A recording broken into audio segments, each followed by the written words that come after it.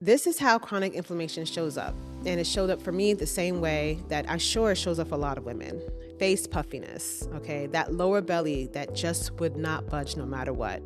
Brain fog, lack of clarity, afternoon crashes. You get these really, really bad sugar cravings and acne. I had cystic acne that just would stay on the side of my face and it would be so painful.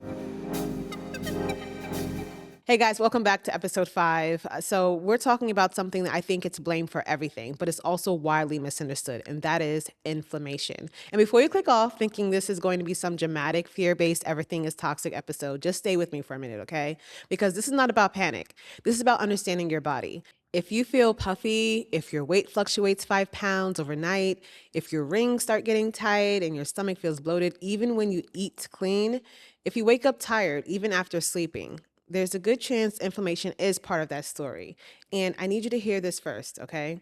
Inflammation does not mean you're failing. It does not mean your body is broken. Inflammation is your body trying to protect you. That's it. It's not betrayal, it's protection. And when I started looking at it that way, instead of seeing my body as dramatic or stubborn, something shifted. So let's break this down super simply, okay? Inflammation is your immune system's response to stress or a perceived threat. Acute inflammation, good. You cut your finger, it gets red, swollen, warm. That is healing. That's a good thing.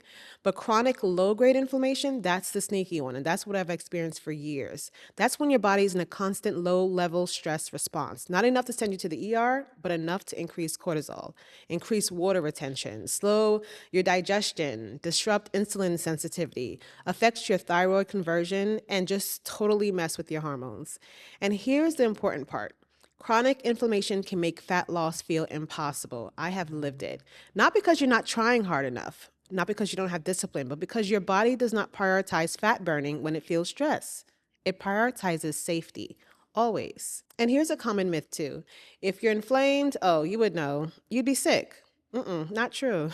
You can have chronic inflammation and look completely normal based on basic labs. You can have chronic inflammation and still function and just think, I guess this is just being a mom, you're in your 30s or 40s and this is what it feels like. But no, that's not normal aging.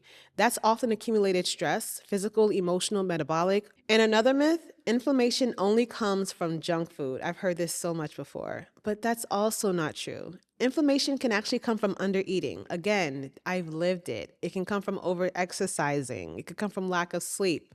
Your blood sugar crashes when you start craving food and you consume a bag of chips in 3 seconds. Chronic dieting can do that. Emotional stress, gut imbalance, certain healthy processed foods. Some of the most inflamed seasons of my life when I was getting the cleanest. Okay, that's it for a second. So I remember I had my mommy makeover in 2022. This was a year and 4 months after baby number 5. And about a year later, I noticed some really weird and alarming things. My belly was growing bigger and bigger by the day, and I was feeling heavier, not just physically, but emotionally. This was some of the deepest and darkest moments of my life. I mean, I was not sleeping at night. My neck was so inflamed. I like to call it cortisol neck. If you looked at me from the chest up, I looked like I was 350 pounds. And couple that with issues that I was having at home, and of course, mixing marriage and business, the kids, and family living with me, which I'll never do again because that caused a lot of stress as well. And coupled with the fact that I was just trying my best to do more, restrict more, and try to get this fat off of me, but something just would not budge. So I was walking 10, 15, 20,000 steps per day, and I was getting bigger and bigger, and I just couldn't figure out why. Turns out it's inflammation. It was stress. All of that was just triggering to my body, and I was a total wreck.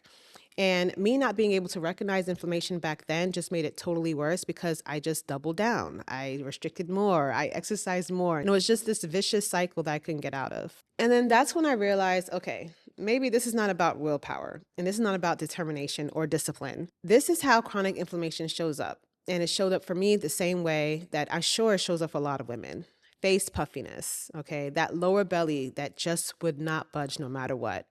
Brain fog, lack of clarity, afternoon crashes. You get these really, really bad sugar cravings and acne. I had cystic acne that just would stay on the side of my face and it would be so painful. And I had sleep that didn't feel like sleep.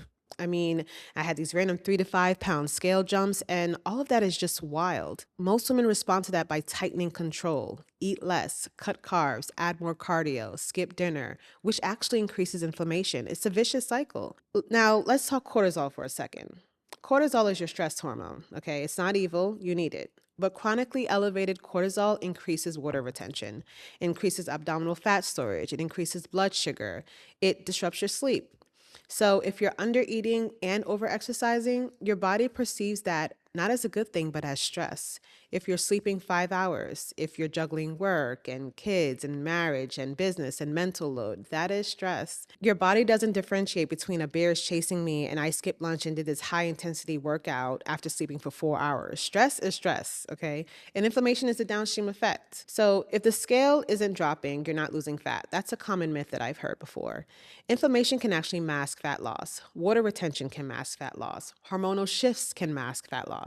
The scale measures gravity, not inflammation, not muscle, not stress, not hormone fluctuations. So when your weight jumps 3 pounds overnight, that is not 3 pounds of fat. You would have to eat over 10,000 calories above maintenance to do that. And that's not what happened. It's not what happened with me.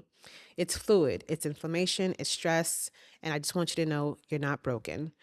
Now, before this turns into a 42-step anti-inflammatory protocol, let's just take a step back, okay? You don't need to eliminate everything. I would say just start here. Eat consistently, eat when you're only hungry, stop underfueling, and walk instead of doing punishing cardio for just a little bit. Sleep like it matters because it really does. And read your ingredients, not just calories. You don't need perfection, okay? You need safety signals. And when your body feels safe, inflammation lowers. When inflammation lowers, fat loss becomes possible. I didn't say easy, it becomes possible. So if you're listening and you're thinking, okay, so I've probably been stressing my body out.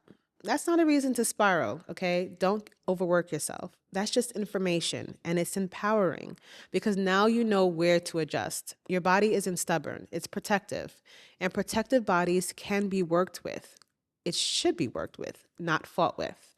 So here's a little tease for next week. We're going to do a deeper dive into something specific that drives inflammation in women, and almost no one talks about it the right way. We're going to talk about ingredients, seed oils, healthy packaged foods, hidden sugar spikes, and how label reading can actually change everything without turning you into a food extremist. We don't want to be that.